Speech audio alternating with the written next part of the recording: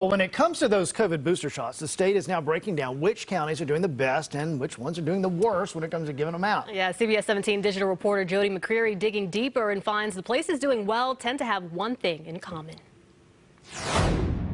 Those counties also doing a good job of getting people vaccinated in the first place. The opposite's also true. If your county has low vaccine numbers, chances are they aren't giving many boosters either. It tells us that we have some work to do to make sure that people who are eligible for their booster can go ahead and get it. So far, boosters are only available to people 12 and older.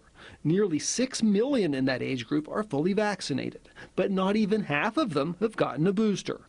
And a closer look shows some places have more work to do than others. We need to continue focusing on that gap so that those folks are really protected against severe illness and death.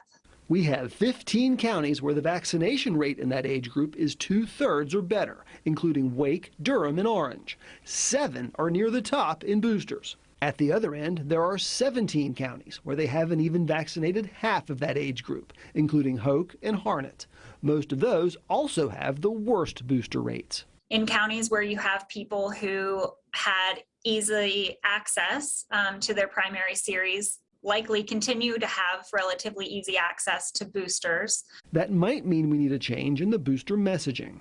After all, it doesn't make sense to push for them in places where people aren't even getting their first doses. Especially in places where the overall vaccination rate is low, getting shots to people who have not gotten any is still the top priority. How's your county doing in the booster push? Click on My Story Online to find out. For CBS 17 News, I'm Jody McCreary.